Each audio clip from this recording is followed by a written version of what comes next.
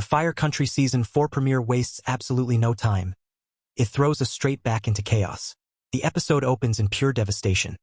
The explosion from the Season 3 finale is still burning. The night sky lit in orange and smoke as sirens wail and fire crews scramble. Inside the inferno, Vince, Sharon, and Walter, trapped in what feels like the most hopeless moment in Fire Country history. The scene is brutal. Vince is separated from his wife and father as the walls close in.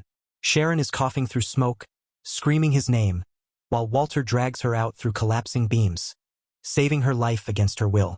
You can feel the guilt in her eyes as she watches her husband disappear into the fire. It's not just flames consuming the building. It's everything this family has built, everything they've sacrificed to keep Edgewater standing. Outside, Bode is barely being restrained. This man's been through prison, through loss, through redemption, but nothing cuts him like this. He's pounding against the rig, yelling to be let in, and Jake has to lock him inside to stop him from throwing himself into the fire. If you thought Bode was broken before, this moment, watching him lose control, screaming for his father, this is the rawest we've ever seen him. And here's the thing.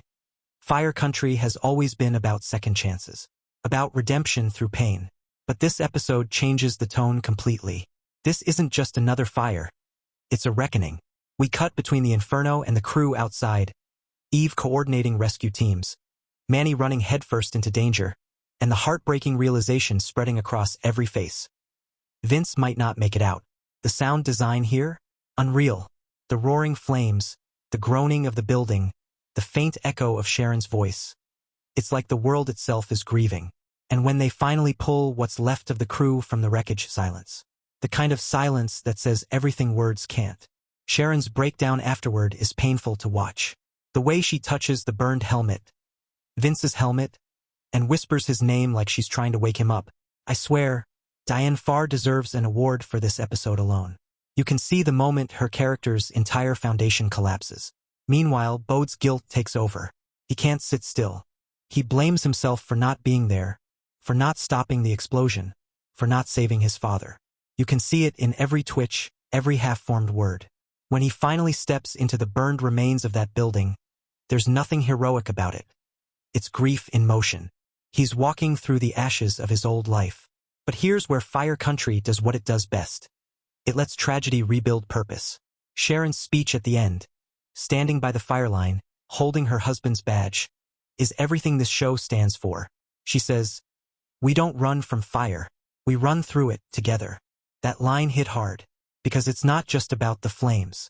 It's about facing whatever's left after life burns you down. And for those wondering, yes, this episode confirms it. Vince's legacy will define this entire season. The way people talk about him, the choices Bode starts making, even Jake's guilt, everything ties back to the man who taught them what courage means. By the final shot, a single fire truck driving into the sunrise, the crew silent, Bode staring out the window, you realize this isn't just the start of another season. It's a turning point, a rebirth. This episode isn't afraid to hurt you, and it does it beautifully. So I have to ask, what did you all think? Do you believe Vince Leone is really gone? Or are we in for one of those Fire Country twists where not everything is as it seems? Drop your theories down below. And if this episode hit you the way it hit me, let's talk about it, because this one deserves a full breakdown. And hey, if you're new here, I cover Fire Country, Chicago Fire, 911, Station 19. All the shows that burn bright and break your heart. So if you love that mix of chaos and emotion, hit subscribe and join the crew. Because after this episode, one thing's clear: Edgewater will never be the same again.